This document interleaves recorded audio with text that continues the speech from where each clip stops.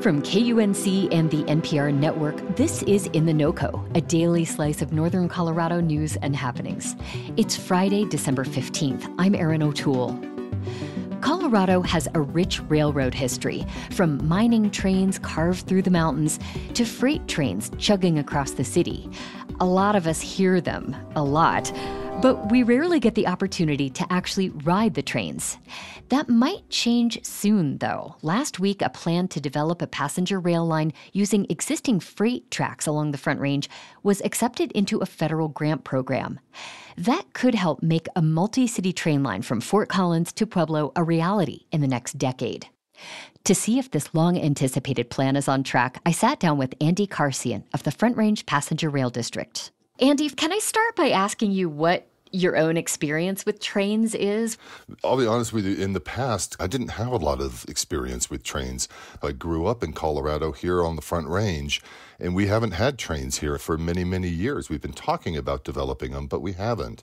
I rode a train from Oaxaca, Mexico to Mexico City. It took 26 hours and had a wonderful experience on that, and many other trains over the world, but not here in Colorado.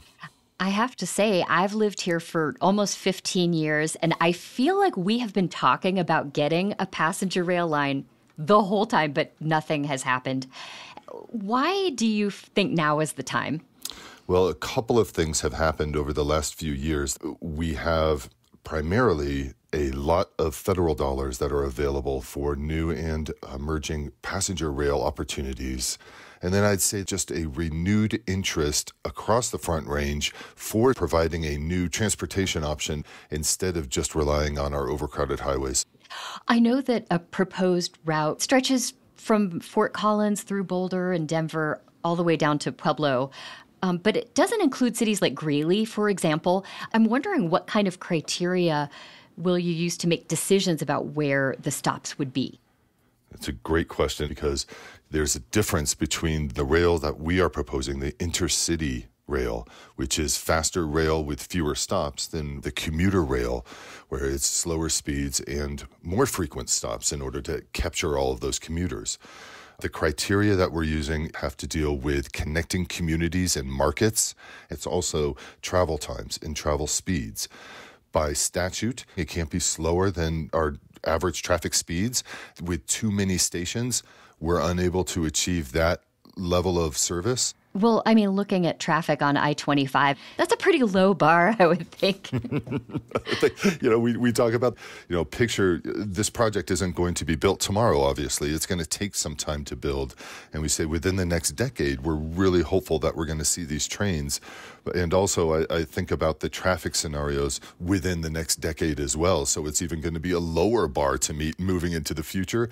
However, we're going to keep those speeds high up there. We're talking about speeds of 80 miles an hour, if not faster, with some of the track upgrades that we're looking at.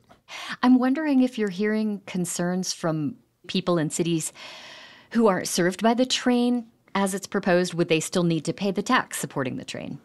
They would. The whole district pays for the service that everyone will receive. And while there may not be a direct value to a community in terms of a brick and mortar station, we want to build that starter service in order to expand moving into the future, because that's where we're going to start talking about these secondary stations and or other spurs, say to Greeley or up into Cheyenne or down into New Mexico. Andy, I am just going to throw this out here. I have no idea if you remember this, but I'm a Gen Xer, and there was this movie in the 90s called Singles. Totally. I don't know. Yeah. Matt Damon, not Matt Damon, what's his name? Yeah, Dylan. Matt Dillon, that's it. Go ahead. And we just wanted to play a really short clip for you because this feels very relevant. Campbell Scott's character is a big advocate for a train in Seattle. Go, do it. Let me ask you a question. Do you think about traffic ever? Well, because I do.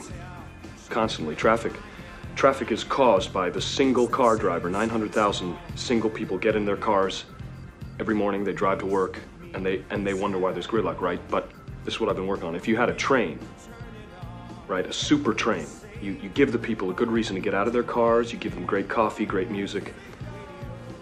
They will park and ride. I know they will. I still love my car, though. Well, I love that. So that is obviously from the early 90s. Do you feel public sentiment has changed? Yes and no. So first off, I'm a Gen X as well, so I absolutely understand what you're talking about, right? Growing up here on the Front Range, it's just part of the culture that we need a car in order to get around. Prior to coming into this position, I worked at the Colorado DOT, and a lot of our conversations were around highways and cars. And seems like more and more people are coming to this region.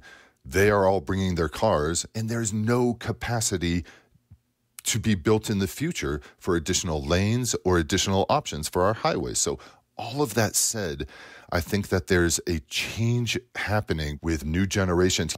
My sons generally don't drive. They don't necessarily want to have that level of responsibility, and they want to have microtransit all the way up to buses and trains and whatnot. So that thinking is changing in the region. And there are still people along the Front Range that want to drive their cars. They're not going to get into the trains. And I think that this is relevant to them as well, because if they still want to drive on the roads, that's their prerogative. Let them do that. What we want to do is get more people off the roads and into the train so that they have a better, enjoyable road trip while everybody is riding the train. You've mentioned that it's about 10 to 15 years away, knowing that we don't have to lay new track necessarily to get this going. Is that still the timeline? Yes, it is possible. It could be earlier than that if everything kind of falls into place as we would like it to be.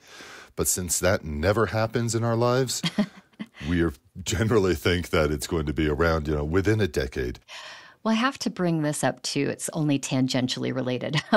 When our producer looked up your website by Googling Ride the Front Range, one of the top results was Ride the Front Range Party Bus. Nice. They advertise a 4,000-watt sound system, interactive LED lights, and easy access bar and cooler. Do you see them as competition? How much might you lean into that sort of model here?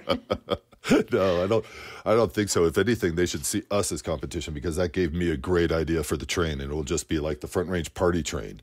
It'll be much more interesting than just a regular passenger rail train. I mean, I think there could be an option for a party car, if nothing else. There it is. The party car, the bar car, the dog car. We heard somebody asked last night on a public webinar, the last question was, are we going to allow bikes and dogs on the trains? So we know where Coloradans' hearts are. So the answer is yes, by the way. We will. You can learn more about the Front Range Passenger Rail District and see the proposed route for yourself at kunc.org. And we want to know what you think. How would a passenger train along the Front Range make a difference in your life? You can send us a text or leave a voicemail at 970-614-5323.